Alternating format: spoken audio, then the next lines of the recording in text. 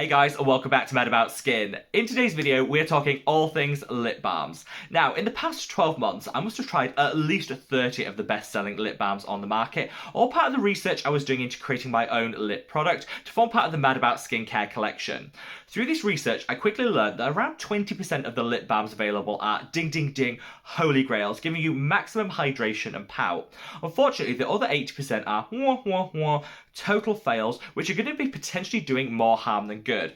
I want to share that research with you today in case you're in the market for a new lip balm to add to your skincare routine. So sit back, relax, let's talk the best and worst lip balms. Now, before we get into this video, just a usual reminder to do all that YouTubey stuff if you haven't already. If you could reach down and give this video a big thumbs up and a like, it's a fantastic way to support the channel because the more likes a video gets, the more widely YouTube distributes it on its platform. Also, don't forget to leave me a comment and share with me your own experience with lip balms, any holy grails, any total fails, because I really want to get this conversation going.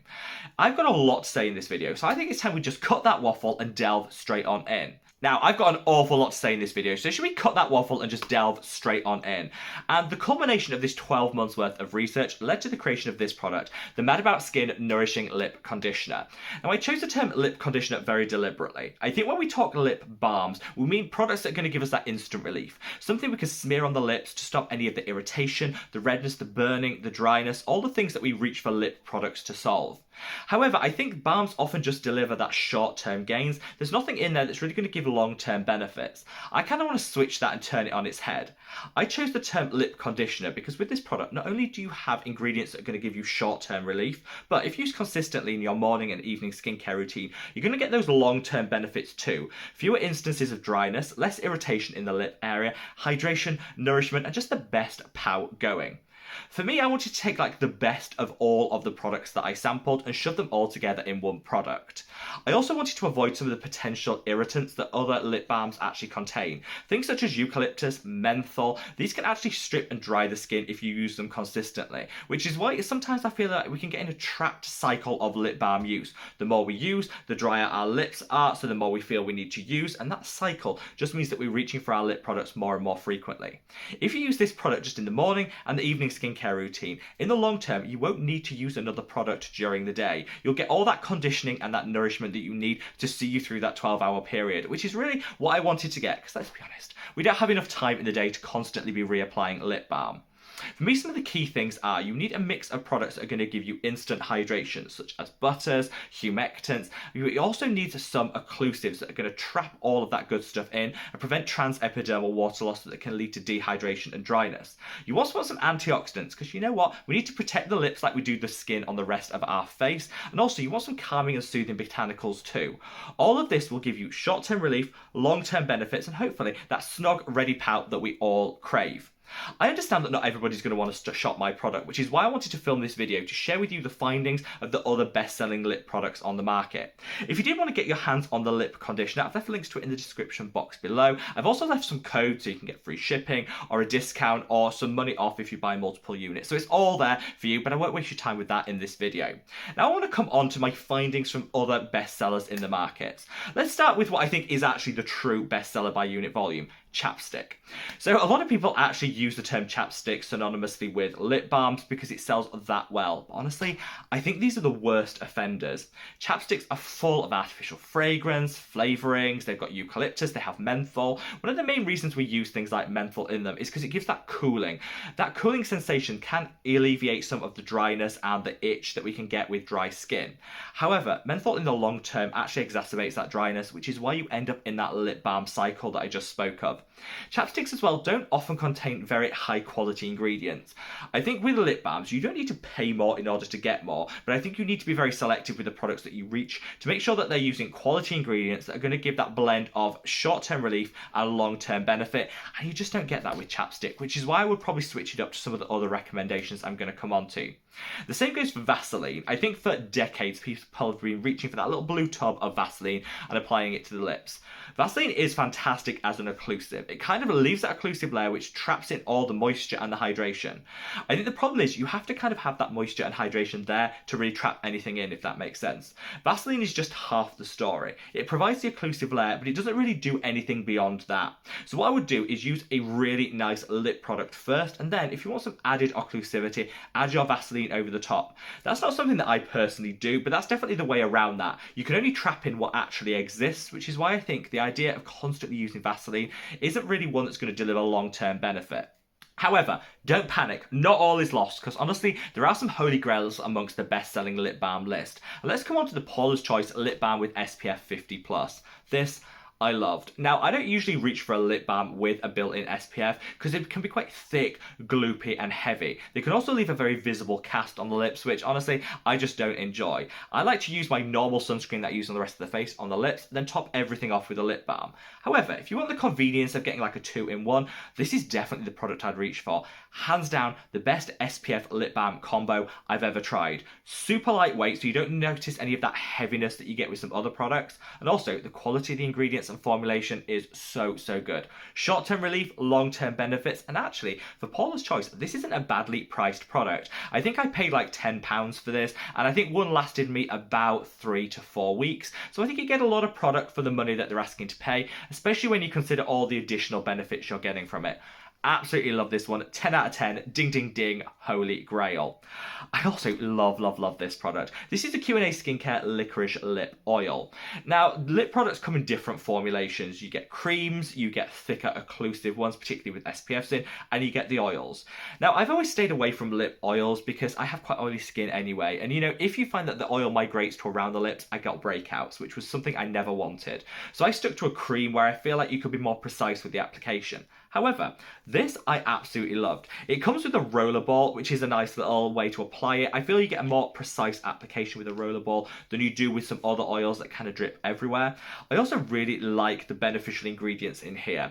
There's some other things that could also help tackle any hyperpigmentation you have in the lip area. So if that's a concern for you, this could be a really good product. You get, again, that short-term benefit with that instant relief from that beautiful oil, but some long-term benefits too. And I think I paid like £5 for this. So it's super drugstore and affordable, which I love because I definitely don't have time in my life for a bougie, overpriced lip balm. This holy grail. Now let's come on to a drugstore staple, which is this, the La Roche-Posay Cicaplast Levre. I hope I've pronounced that right. But this is like the lip balm equivalent of the Cicaplast Balm. Now, personally, I love this product. It works so well. The reason I stopped using it is La Roche-Posay aren't an entirely cruelty-free brand, and that's something I definitely look for now in my skincare routine. So I've had this a couple of years, actually, and I stopped, said I wouldn't repurchase it once I'd used this up.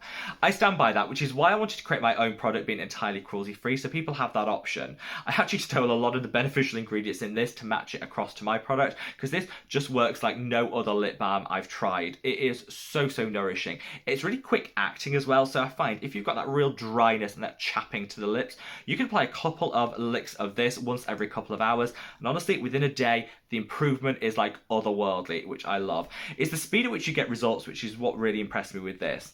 There's lots of calming and soothing botanicals in here, alongside other hydrators and the occlusives, and I think that blend really gives you that short-term relief, but those really quick and also long-term sustained benefits, which is why I love this. You can actually get away with using the normal Cicaplast balm on your lips. If you've already got it in your skincare routine, you don't necessarily need to reach for a separate lip product because they work in a very similar way. This is slightly more occlusive, so if you have very dry lips, maybe update and get this one in your skincare routine. But if you already have the Cicaplast balm, you can probably just use that on the lip area, let it sink in, and then you'll get some very similar outcomes. Now let's come on to the Laneige lip sleeping masks. Unfortunately, not a great product, and one of the biggest selling and also increasing in sales year on year. I don't get the hype around these products. I tried them expecting to love them. Honestly, so underwhelmed. There's nothing in the ingredients list that you can't already get at the drugstore, so I don't know why you'd pay more to reach for Laneige. And also, the fragrance in these is so overwhelming. Never forget, the lips are actually under the nose, so whatever you put on the lips, you're going to be smelling for a long period of time. And it actually became a little bit headache-inducing, the scent from these products. It just lingered for hours.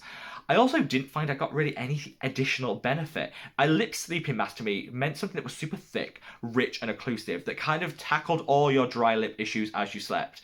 This was actually super lightweight and sank in like that. So actually after a period of like 5 minutes, there was nothing left on the lip and I felt like I needed to reapply. Not something I would look for in terms of a product that you ask to pay a higher price for, which is why Laneige was just a complete pass for me. Again, also not a cruelty-free brand, and I think there's just better cruelty-free options on the market. Finally, let's talk the nuxe, never sure how you pronounce this, lip balm. This sensational. In fact, if I had to choose a lip balm other than my own to keep with me for the rest of my life, it would be this product. It is so rich, it is so nourishing. One of the best, quickest acting lip balms on the market, bar none. I think one of the great ingredients in here is the honey, which has some great antibacterial properties. It's also a really rich humectant and calming and soothing. So of course I stole that when I wanted to put it into my own lip balm formulation. I genuinely think it makes such the world of difference. The one thing I'd call out with the Nuxe lip balm is it is £15 for 10 grams. So you're not getting a whole lot of product for the price point. I obviously wanted to create a very similar product to this because I love it so much, but I wanted to bring it down that price point so it's much more accessible and you don't feel like you have to limit the amount of times you apply it because of that high price point. So with Mad About Skin, when you get 20 grams of product, so double the product, and it's also a third of the price. So hopefully you can see you get a lot more product for a lower price point, which is something I think is super important with the cost of living just going up and up at the moment, and people trying to look to cut the cost of their skincare without compromising on the outcomes. This Nuxe lip balm, if it was a little bit cheaper, honestly, I would have it with me every single day. But the formulation is game-changingly good.